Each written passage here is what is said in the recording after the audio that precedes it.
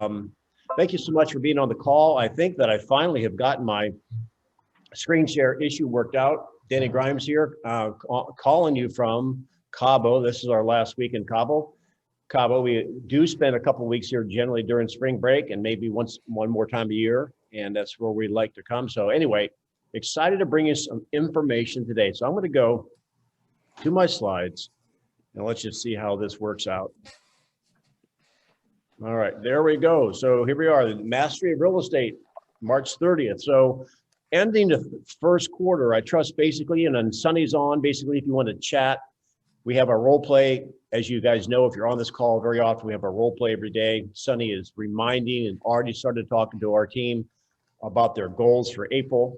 And just a little tidbit, I learned this in bold, is that there's a difference between your pipeline and your funnel. So your pipeline, we track three numbers. I love this, and I learned this in bold. The three numbers our agents report is going to be basically seller listings, buyer listings, and under contract. So there's those three numbers you should track. So for the month of April, for the next quarter, what are the number of seller listings you want?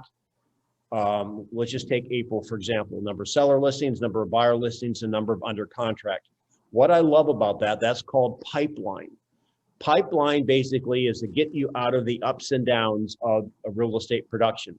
Everyone goes through that if you're brand new, because you know what, you finally have that sale you work so hard for, and it's your precious little duckling, and you want to make sure you mother it and smother it and love it, and they have a successful closing. And when they do, you look back and you don't have anything following that. So what's interesting is this, of those three numbers, and this is just my mindset, you can come on and speak if you want to, or you can add in the chat. For me, my metaphor that I've always used, you guys, in my pipeline, before I knew those three numbers, the metaphor I had in my mind is an old-fashioned train that you had to shovel coal into the furnace, right, to make it work, the boiler or whatever that was. And for me, that was pendings. I always wanted to make sure that I had a number of pendings on the board. Now, what's interesting is, and this model that I'm sharing with you now, the three numbers, is an advanced model of that. What happens before pending is you have a seller listing or a buyer listing and pendings. The one thing that's not on the list, who can spot what I'm not talking about? What's missing from my three numbers, from the metrics I use to measure my pipeline? Who wants to be brave and come on, or you type it in there? Referrals? No, good guess though. Referrals, that could be your funnel or pipeline if you had them listed. I'll talk about that in a minute. Rick says closings. Yes, Rick, you're right. Now notice I don't have closings in there. Does anyone want to take a wild guess why I don't count closings? It's what has already happened and it's the past. It doesn't give you doesn't give you a matrix of what progress you're working toward. Yes, thank you for sharing that. That's why when my team, and I like to celebrate their closings, I'll let them do an end zone dance for a few seconds, right? Then run back to the huddle.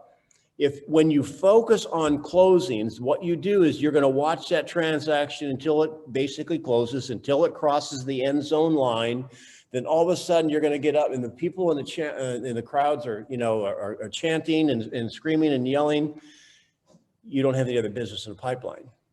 Whereas, going back to my original metaphor, if I just know that I can keep my pendings at a certain level, to me, that's great, because I know that there's going to be some fluctuations in the buyer and seller, activity level.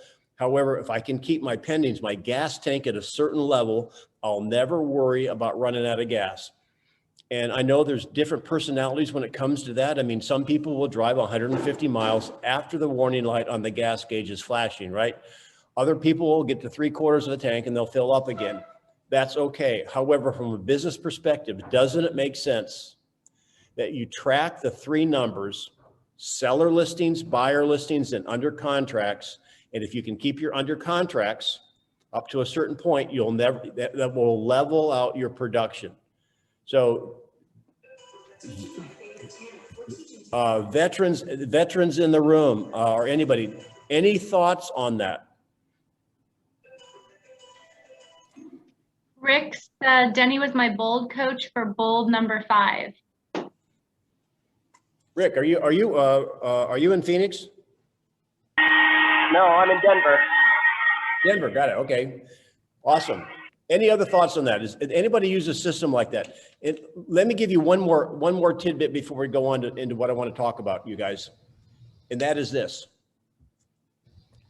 What I like about this is if you think you've got 3 seller listings and 3 buyer listings and you got 3 pendings, okay, your pipeline looks good. Well, in this market, what happens is, okay, a weekend can happen where you sell 3 listings. Now those 3 listings go to pending. So now you have 6 pendings and 0 seller listings. A warning sign should go off in our brain, not thumping our chest that we have 6 pendings. The warning sign should be going off that we have 0 seller listings. And so if we maintain sellable listings, buyer and seller at all times, our business will level out, and then there's ways that we can grow it. And that's by looking at the funnel. So when I get my weekly reports from our hub, you know, I look at the production and then I look at the pipeline, and that's how I've learned how to manage my business. I made some mistakes early on, guys, by having a strong closing month. And I hear agents say, well, I closed 4 transactions this month. I almost cringe, because what I did was, because I had that income all of a sudden, I thought, wow, I'll go get that new color TV. I'll go get that new 8-track player, you know, back when I started in real estate. And what happened was I didn't have anything behind that. And I was sorry I spent the money, because the money in hand was not an indication of what my business was doing. Let's talk about funnel. The funnel is basically, could be the referral that I think that was Catherine has said, could be a referral. These are the prospects you're working with. Can't do anything about that phone ringing over there. That's my wife's. So the funnel is A prospects are people who are going to buy within list or buy within 30 days. The B, higher up the funnels, can be up to 6 months, and anything above that is a C. Now, let's say your pipeline is not full, the next thing you want to look at is your funnel. Your funnel is basically the precursor or the preamble to your pipeline. If you're not working with any A buyers or sellers and your pipeline is empty, that's a scary feeling, because, you know, then based on your savings, or maybe you better get good at choosing lottery tickets, you're going to have to find a way to get some income. And what is the fastest way? And you can type in, or you can speak if you want to. Right now, if you don't have enough seller listings right now, and everyone's scrambling for those, we can talk about that, because there's 7 sources of shadow sellers. And as you know, if you've been on this call a number of times, you should already know the 7 reasons why sellers should be on the market now. However, the low-hanging fruit in our marketplace right now are buyers. And if you don't have enough motivated buyers, if you don't have them under a loyalty agreement right now, where is the #1 place you may want to go to build up your funnel in order to get a listing agreement signed from a buyer so you can get your pipeline full? Where would that be? #1 productive source. Anybody typing?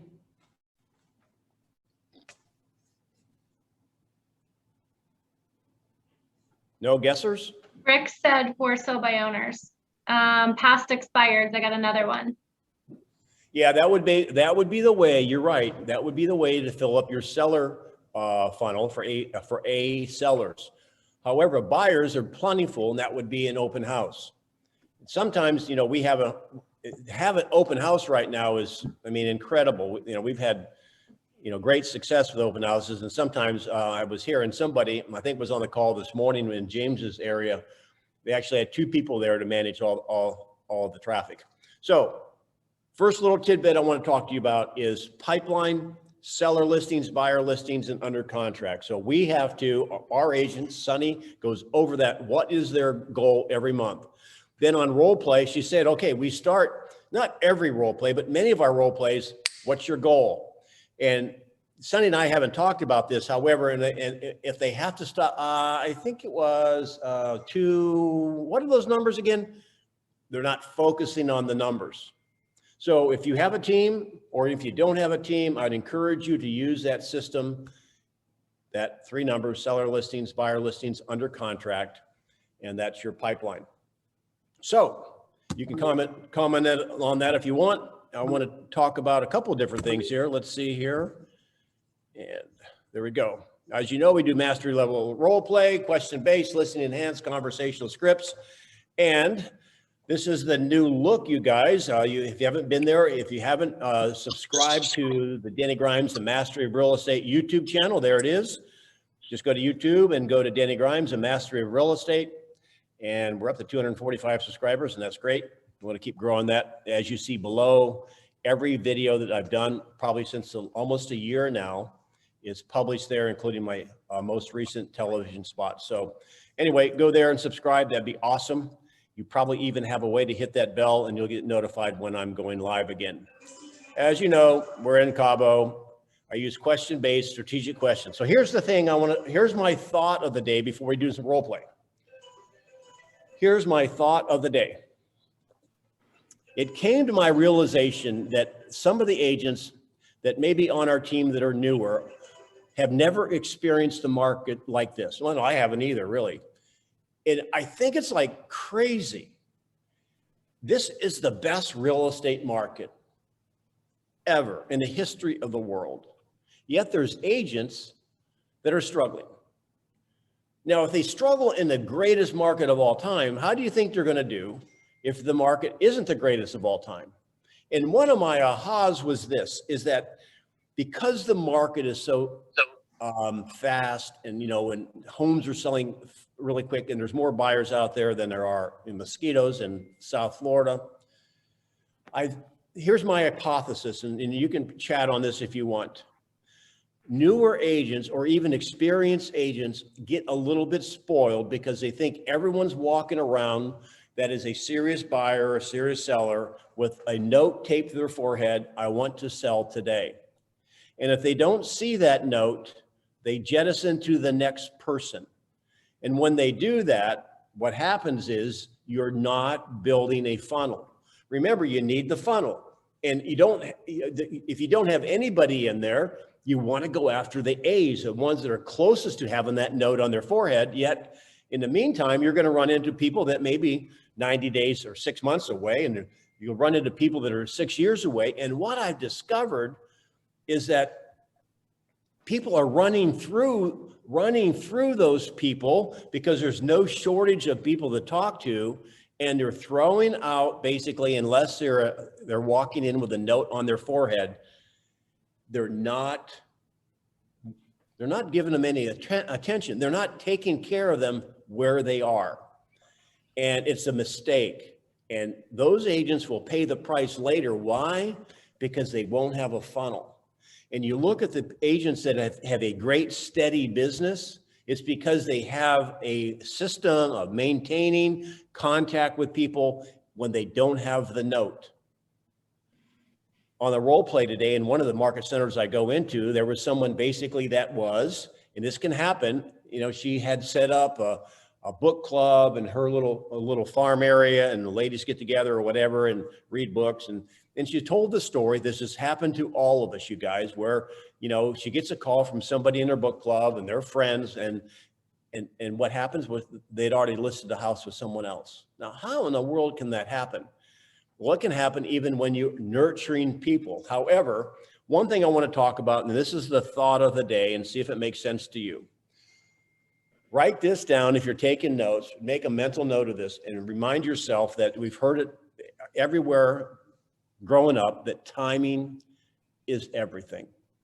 We learned this as kids, right? I mean, you knew when your mom or dad were in a good or bad mood, and if you, basically, if you spilled your Kool-Aid on the new white couch, you probably would, if you don't have a dog or a brother or sister to blame it on, you want to wait for the right time.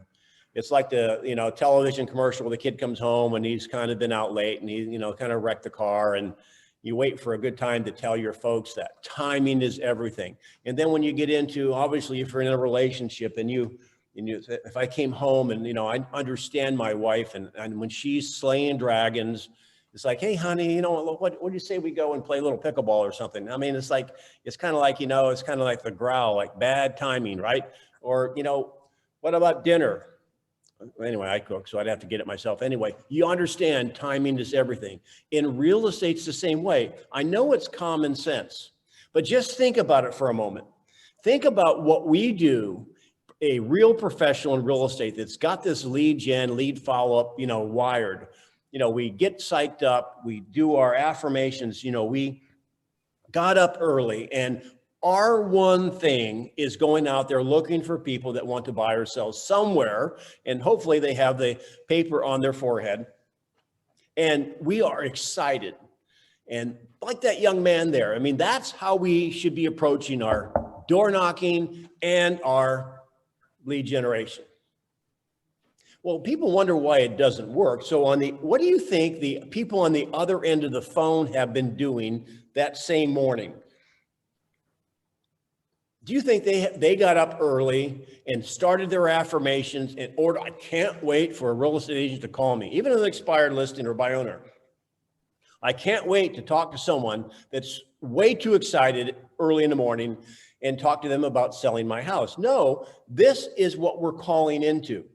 People have life going on, and I want you to understand, it may not be you, it may not be your scripts, it may be your timing. That's why there's so many numbers. You got 100 contacts a week, 20 contacts a day. You're going to find people in different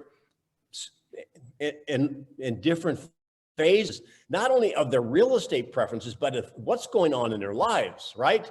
I mean, this lady's got the kids, the shopping, the cooking. I don't know what the hands up are. Maybe she's doing the yoga class. Maybe she's just praying for more time. However, our call of circle prospecting, our call, a knock on the door, is coming into someone's life like that. Now, when you put things in perspective, and if this young lady would maybe be a little bit short with us for a moment, you can see why maybe we don't want to take it so personally. No, we are in a good mood. Our number one thing is, let's see if I can get a buyer or seller today. That most likely would be the last thing on her mind. Going to play pickleball when my wife's got, her calls going on would be the last thing on my wife's mind, right? Timing is everything. So what I want to talk about, number one, is that don't let that control your mindset, because those people may have an interest, just not that 1 second. So any comments on that? It's common sense. However, do we get into a trap that just because we put ourselves into some sort of a great energy state, that somehow should change the people on the other end of the line? Any comments on that, Sonny, popping in, or does anyone want to make a comment about that? Rick said agreed. Rashawn earlier said, this is an eye-opener for me. I've only been looking for the note on the head, need to funnel. Oh, yeah. Here's another aha, you guys, and anything else pops in there, Sonny, just go ahead and interrupt me. It's okay. Here's the other thing that I'm noticing.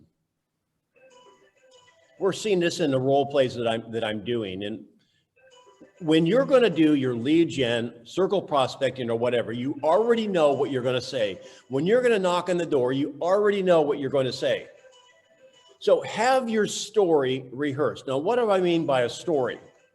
Well, the market is kind of crazy right now. Certainly it is. And if you want to, then you're knocking on someone's door, you're going to have a line. This is kind of like being in a school play. If you had one line when you were in middle school, you had one line, you knew it, and you want to give it, right? You can't hem and haw. Take your average commission, take $10,000 or $15,000, or in California, $20,000 or $25,000. That's what's waiting for you on the other end of the script.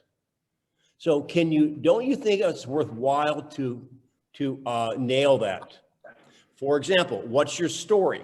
And let's share some stories here. And you can unmic, because you can use my story, somebody else's story. For example, I could knock on your door and say, hi, this is Denny Grimes, Keller Williams. Listen, we just listed the home not far from here last week. And the seller, we had, hang on a minute, we got to get my story right. 32. Thank you. Sonny knows the story. I lost my train of thought. We had 32 showings in 2 days. The seller had 10 offers to look at, and half of them were over asking price. I mean, now there's 2 ways to go. Do you know anybody that would like to be able to take advantage of this white hot market like that? Or that means we have 9 more buyers that haven't found homes yet.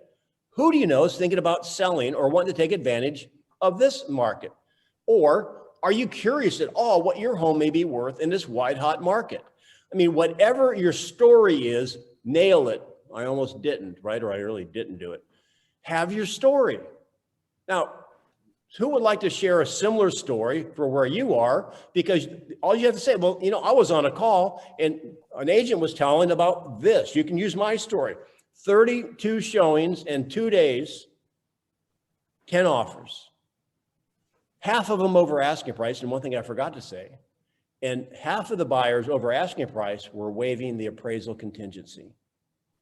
Now, I'm thinking that the person answering the phone, like that lady who's got the baby and the groceries, we have one chance to maybe make a dent in and get their attention.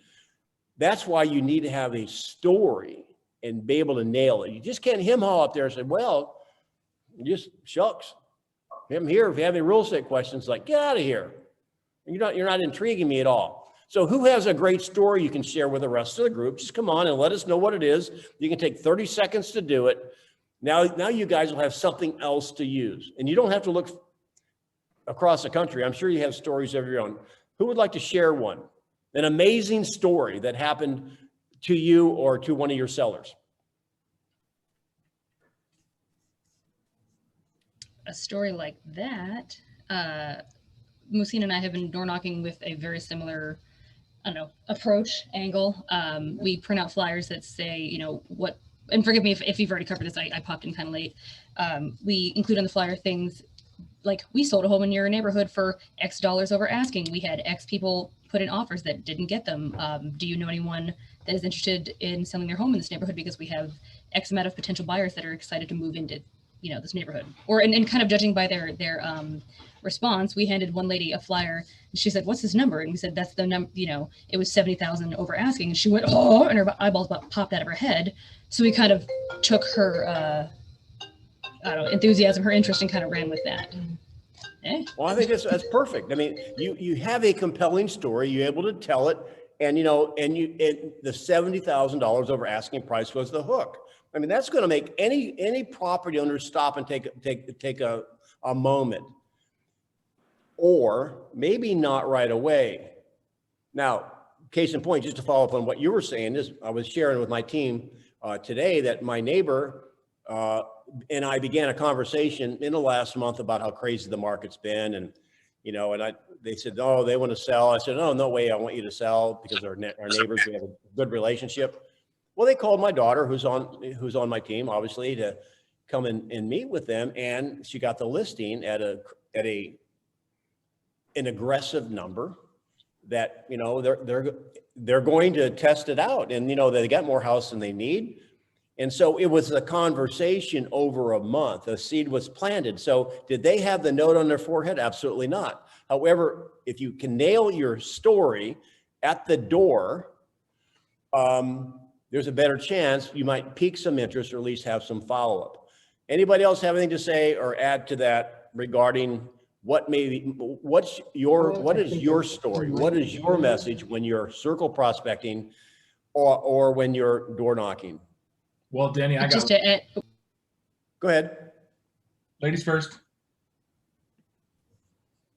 Sorry, I was just going to say that to follow up with that, I did some door knocking 3 or 4 weeks ago, and I just had a guy call me say, hey, I ran across your flyer, and you know what, I do have questions for you. So plant the seed. Awesome. Awesome that. Yes. So was that Rick? It's me. It's Big Dan. Yeah. So we did one, actually not for the seller side. We lost an offer on a house. We had multiple offers on it competing. So we actually took the contract, blacked out the pertinent personal information, made 50 copies of it and door knocked a neighborhood of the houses that were similar to it and said, hey guys, we got beat on an offer down the street that went over list price. I've got a buyer for your house. Are you interested in selling it? And we picked up 3 listings that way. That's awesome. Somebody put, not to get ahead of you, Sonny, just haven't looked at the chat. If you don't have any listings and you're door knocking, can you use the recent solds, even if it's not your listing? Yeah. I mean, as long as you're not implying that you sold it, you can certainly do that. And I guess here's my point too, is that, and we've had to work through this with my team. I think, listen, any script you use is better than the best script you never use. Are you okay with that? Even if you stumble and mumble through the whole presentation, that's better than not making any calls. So we're on the same page. However, I think the message of the moment right now, when you're doing your circle prospecting, where at some point in time, hey, we have a new listing down the street. Okay, that may be strong. I think a stronger one is, hey, look, we had a listing down the street, or a listing down the street just closed, $70,000 over asking price. Now you notice how I said that. I didn't say it was my listing, and I already know that what it was listed at, and it's already closed. I never said I sold it. So you can go out and say, yeah, it sold $70,000 over asking price. I'm curious, do you know anyone who would love to take advantage of this super white hot market? Had you thought about selling? So anyway, I think that's the message of the moment, and it's very simple. Just know your story, rehearse your lines, and deliver it with some sort of enthusiasm. Okay, moving on. Next. This is something else that came up today that I wanted to explain. When you have a conversation with a prospect, okay, so the National Association of Realtors says that people are going to move every 10 years now. So assuming they're a homeowner, and when you call them or knock on their door and talk to them, you don't know where they are necessarily on that continuum. They could have just moved in, right? Or they could have basically got news that the wife got a promotion and they're leaving, right? We did a role play today, which brought up a point, and I want you to write down, if you are taking notes, parallel versus right angle. When we have an opportunity to have a conversation with someone, we either can approach them at a right angle or parallel. Now, is that a common term? Can anyone describe or define what I'm talking about there?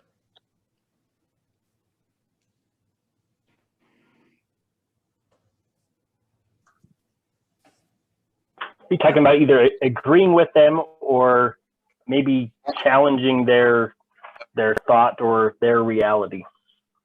Fair. That's fair. So obviously parallel is like, you're kind of in flow with someone, right? Right angle is you're coming at it at an obtuse angle, meaning you may not be agreeing with them. For example, and this is what came out, and I thought this was really healthy. And this is what I love about role playing with the team. One of our agents was the seller, and she's generally a pretty tough one anyway. She's not a lay down for anyone. And she said, I don't think I want to sell. Coming at a right angle would be kind of in conflict. And I don't know, I'm not saying that somebody would say this. I mean, you're kind of crazy if you don't want to sell in this market. Now, are you going to win friends and influence people with that statement? No. So that's coming at them kind of directly. Now, we might be right in them saying that. However, we really can't say that because we don't know enough about them. When you parallel them, I say, I understand. I understand. Well, there's an agreement. There's the acknowledgement like we do in the role play. And can you tell me why you wouldn't have any interest in selling in this market? Well, I don't, it's like we like the neighborhood and we're thinking about maybe updating the house and, improving this location. Okay, so here's where we started to discover this. The agent was pushing for a listing appointment, which you can do if you want. What I'm giving you permission to do is not necessarily to believe everything they say all the time. Now remember, we're either standing on their porch or on the phone with them. There's a lot more you can handle when you have an appointment versus on the phone. What I'm suggesting here with this concept is when you have the opportunity to be parallel with them versus at right angles, you have a higher percentage of getting the appointment. When you're at the appointment, you have a higher percentage of having some conversations that may help them see things differently. And in this particular role play, I just suggested, you know, the agent didn't really know where to go. And I said, well, you know, they're talking about improving their house. And rather than talk them out of improving their house on the phone, why don't you set up an appointment? Well, I'll tell you what, would it be helpful if I were to stop by your house and, you know, I could look at it professionally and maybe give you some thoughts on what you might want to improve, and, you know, maybe show you some pictures of some of these other houses that sold that they went through the same thing, and this is what they did. And we can talk about values if you want. That is basically going parallel with the client. Rob Daniel, one of the bold coaches out there that I studied under, has a great story and a great analogy that he says when you go fishing, that basically one of the worst things you can do when you first hook a fish is kind of like yank on it.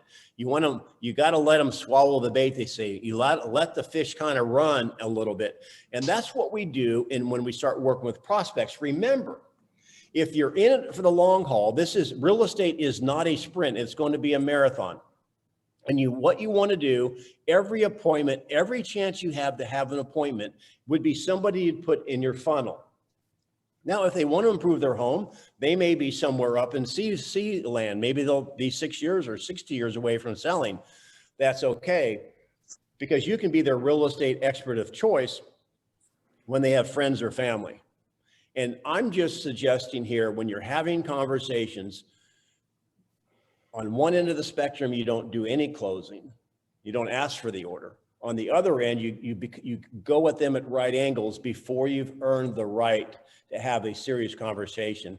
And so I even went as far as suggesting, well, I'll tell you what, you know, would it be helpful if there's some houses out there that basically I could get you into, they're vacant, so we wouldn't be disturbing any seller, that has gone through some updates. Would you like to see them? Now, again, when you evaluate your time, and if you've got basically nothing else going on that would be more important, this is something you could do. It's certainly more important than watching Dr. Phil. Now, so I guess what I'm saying is not everyone's going to have the note on their forehead that I want to sell. And maybe because you take some time and effort into showing this person something, helping them with what their mindset is, they may come around and think, you know what? It may not be a good idea to improve when we can get this much for our house and we have to go sell. That's working your funnel. Unfortunately, and again, I'll close this whole session on this or this thought. I think it's a lost art. I think working the funnel is a lost art. So, any thoughts on that, you guys?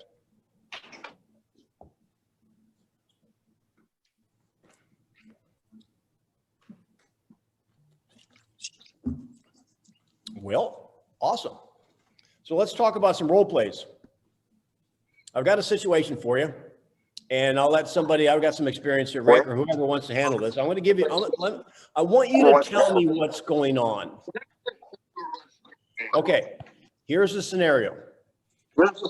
This was a new listing. It's been active just over a week.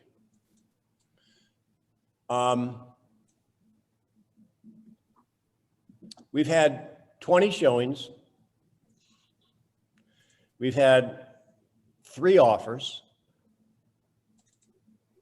And the list price, and I'll just kind of make it up a little bit, it's pretty close. List price is $1 million. We've had an offer at $750, one at $9, and one at $1.1. So over asking price.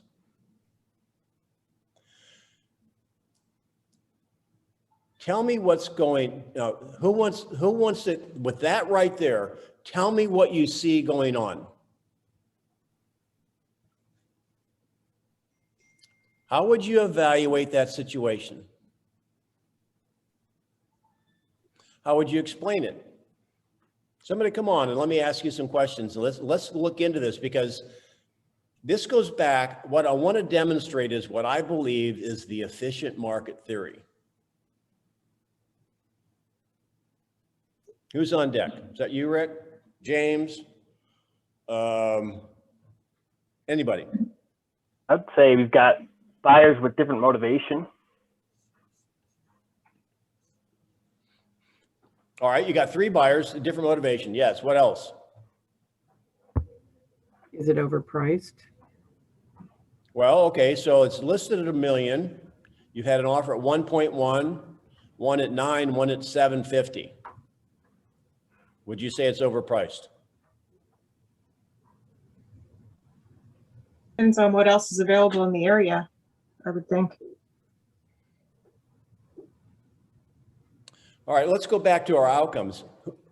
Outcome 1, there's only 3 outcomes. Outcome 1 is low to no showings. Outcome 2 is showings and no offers, or maybe a low offer. And outcome number 3, it sells. What hasn't sold yet, however, with 20 showings and 3 offers in this market, this was my communication to the seller before I had even the one, before I had one offer in. We had 14 showings the first day, no offers. That gave me the indication that we weren't underpriced, and that's what I told the seller. Number 1, the good news is we're not underpriced.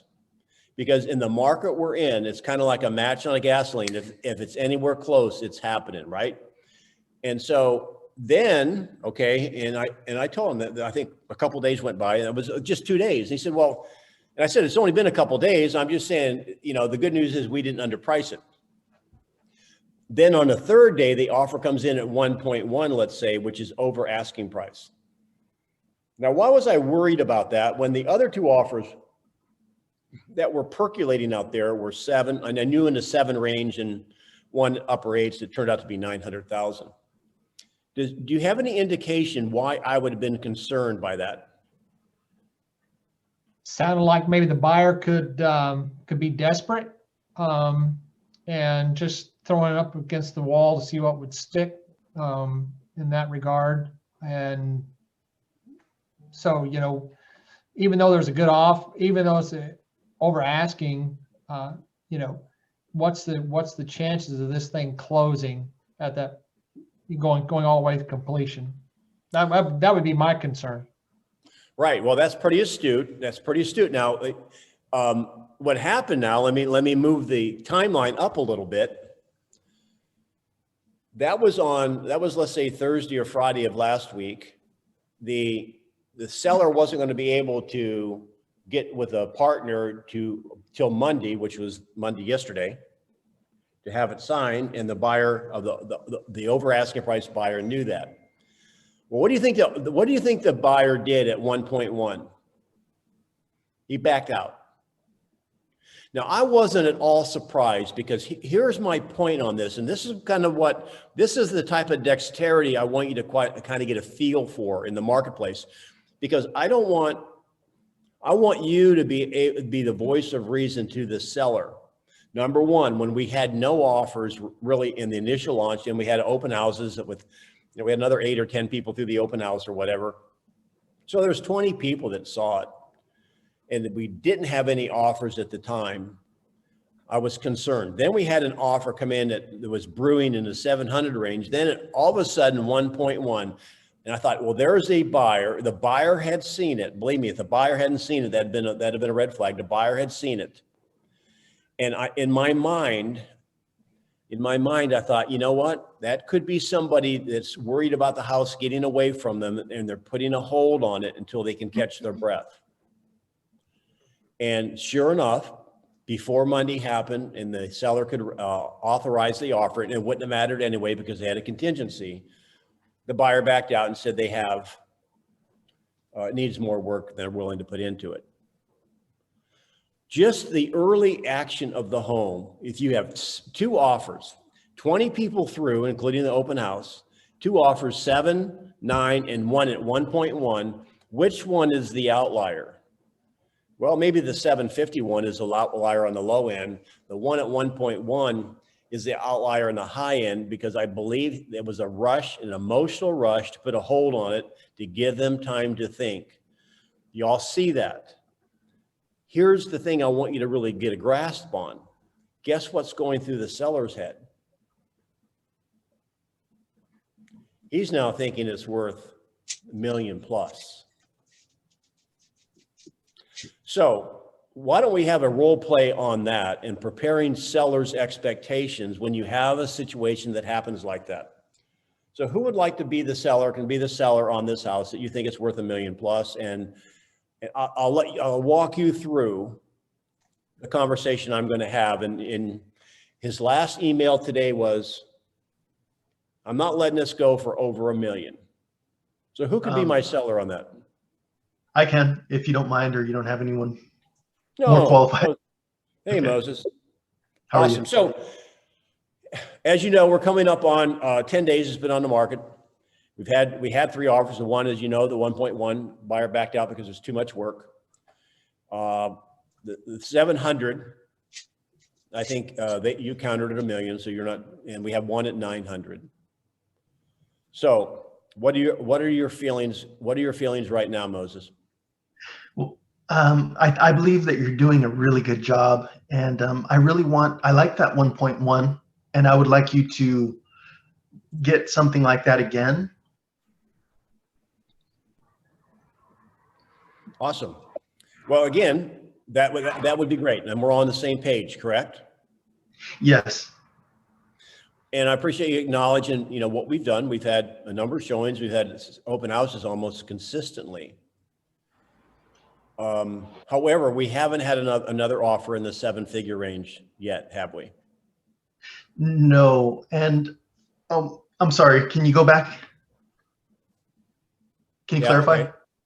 You haven't had another offer? We just had the one offer at 1.1. It came in quickly. And Okay. we haven't had another offer yet. We still have 2 of them, and they're both below $1 million, correct? Okay. So what should I do?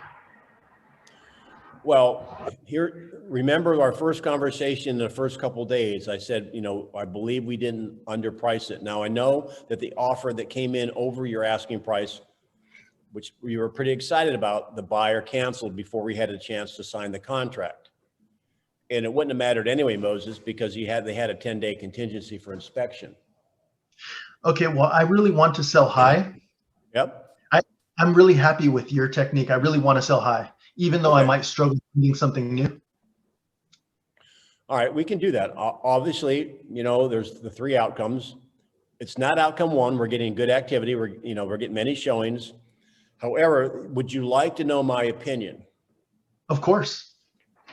Yes. Early indications are showing us that the market may be below the buyer, and the market may be below $1 million. Now, we don't have to reposition yet if you don't want to. Just the evidence that I'm seeing with the 2 offers, and I'll show you, we've had 89 people take the virtual tour so far, is that you may be looking below $1 million. At what point would you like to reevaluate that? Well, the eviction moratorium was extended, and I really want to get this deal closed before anything else changes. So what's your best advice on getting the most amount of money and the most savings? Well, from a positioning standpoint, let me ask you, do you think there's going to be more activity and more eyeballs on your house positioned above the 1 million number, or maybe just below it? This is my first time, and I'm really counting on you a lot. Okay. In this particular case, the seller's, very savvy. So if I ask you as a first time, do you think there's more people looking over $1 million, Moses, or under $1 million? Well, you've suggested we've only got one offer over $1 million, and you're kind of implying that it might not be very likely to get more of those. And I'm just wondering what we can do to get my, million plus. I'm willing to go any way you like, being that you do this regularly. Well, I think that I think probably now that we've already exposed to the market, I have a pretty good indication how the market's reacting. Now, if this was, again, remember, I don't set prices, I set expectation, you guys. However, I'm having a conversation after 10 days of watching the medicine work, just like you're the doctor. You know, I think basically strategically, you know, Okay, so what? You're so close to the $1 million price point. I think strategically, a good move would be to have your first number start with a 9. Okay, so what else besides the 9 can you say to me that would close the deal right now so we just move forward and get past this? Well, I don't know where that is. However, if you want to inch it down in order to put the most money in your pocket, we can. Getting under the $1 million would be an important move. So if I pick the first number 9, why don't you pick a number? Okay, but what could you say to me that would make me feel better about the whole thing? So I don't lose any sleep. All right, so you're in roll, right? Yes. You're actually asking me as a potential seller. I'm giving you a little both. Well, as a seller, what would you like to hear that would make you have sleep? And that's why I'm asking you. Out of roll, your roll is perfect. But so I'm plateauing on buyers that I've known for some time. I'm sorry, I just woke up. Okay, so I'm at that plateau, and I'm just wondering where you would close. You know, because we got the number, I'm willing to accept. But what is the next? You know, the closing statement that gives the seller peace where they're ready to just do it. Well, I don't fully understand. If you're saying, look, I just want to get it sold. Now close is what I'm asking. Yeah, I get it. Well, we're not where we are right now. You don't have an acceptable offer, do you? Okay, no, we're still at those two lowest offers, I believe. Well, the good news is we know it's worth at least 9. Okay, let's move forward on that. Is how can I get peace of mind? Because I'm getting a little bit less money is what I mean. You know, I'm getting a little bit less money. I need encouragement to go follow through. You know, I need somebody to sort of push me through the end, but I want to close. Yeah, but I'm not going to do that. Okay. I'm not going to. So let me ask you, which gives you the greater peace of mind? Selling it for the 900 we have right on the table now, or lower, reposition a little bit and maybe getting more later? Which gives you the greater peace of mind? I don't know, but that's why I hired you. Okay, well, there's the choice. The 900 is firm at 900, and there might be another buyer out there for more. Like a doctor, I can't tell you to have the surgery. I can just tell you what it is. So you can Okay, have that's peace of mind. Hang on, you can have peace of mind at 9, or we can go for a bigger fish and maybe catch one. What do you want to do? Let's take the win-win now. Okay. All right. So he was actually, Moses was pushing back pretty hard on that. What's your blink on that, you guys, on how you would handle that? Now, he was pushing me hard to tell him what to do. And I don't want to demonstrate to that because I don't really do that in life. However, he does have a choice. I got some experienced people here. Any comments on that? How would you have handled that with Moses? Moses was being a little bit tough.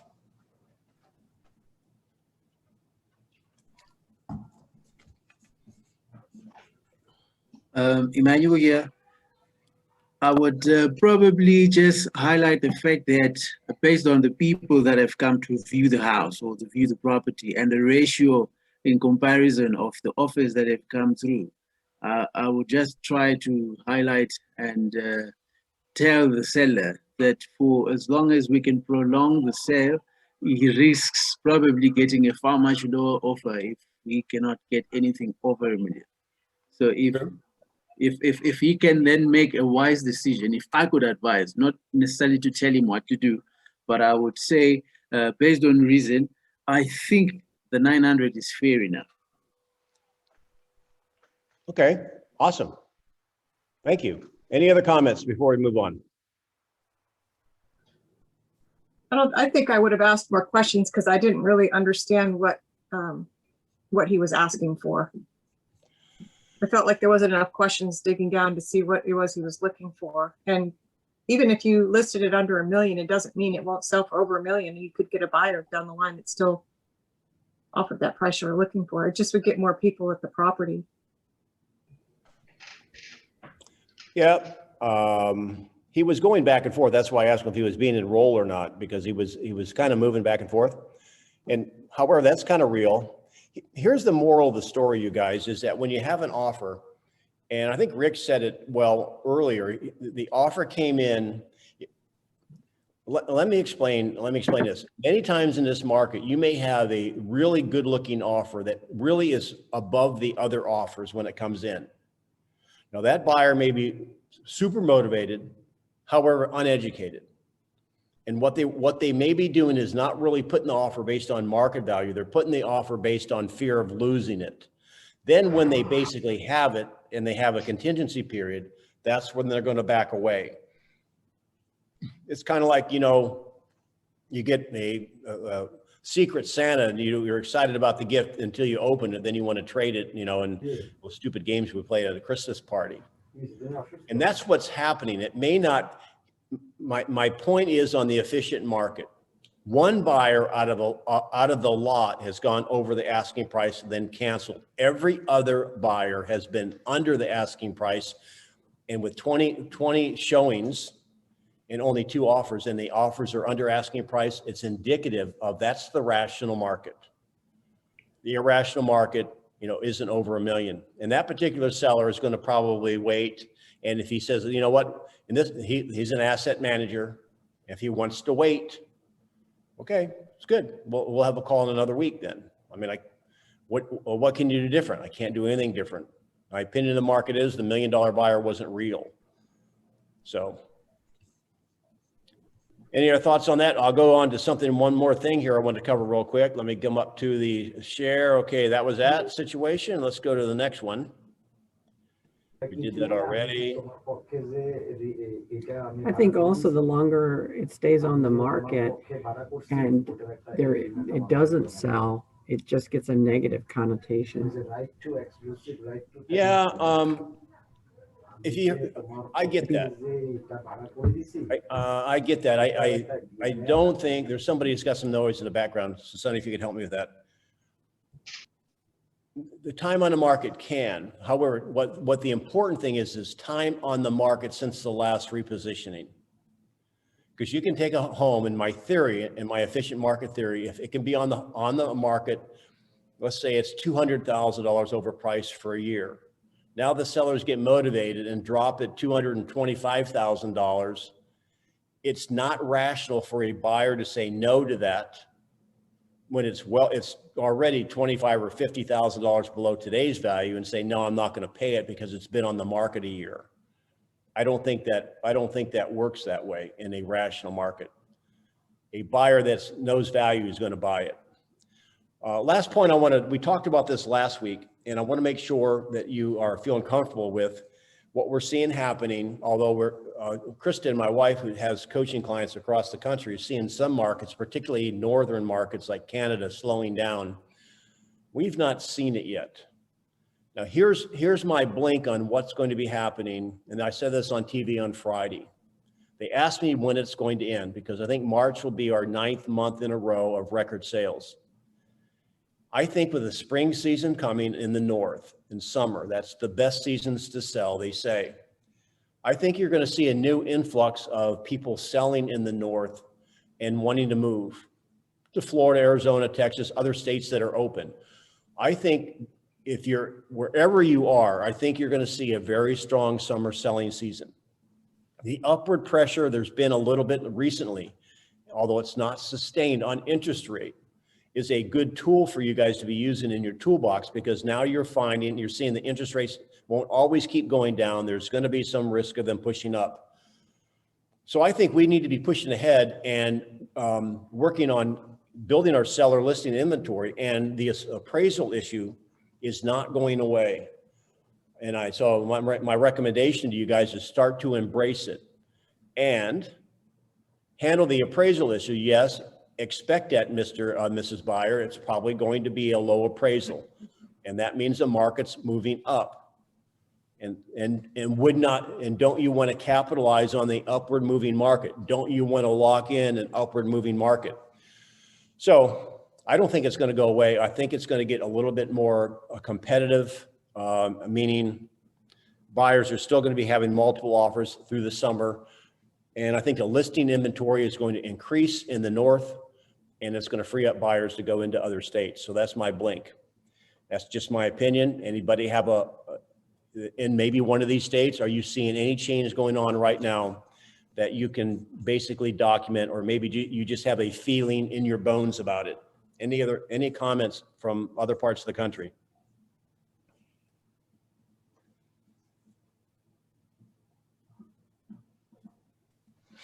Man, you're quiet today. Denny, here in Arizona, we continue to increase. The last 4 or 5 days, the market's kind of leveled off. But the comment I want to make, when you're doing comparisons, one thing we're finding here is a buyer may ask a price for, or a seller may ask a price for a home, get an offer for 50,000 over, and then the selling agent adjust the price on the MLS to meet that 850 instead of that 800.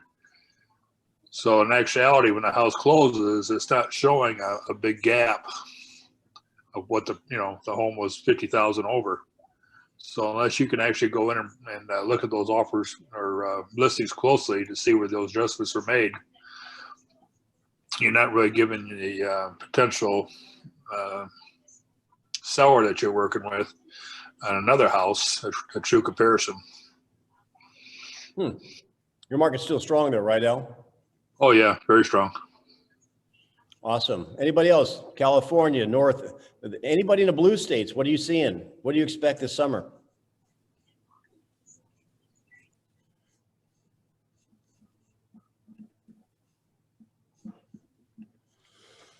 Wow. Any ahas from today? I have a hard stop at 2 o'clock my time. So any ahas, go ahead and put them in the chat if you will, or unmic yourself. What were your ahas for today?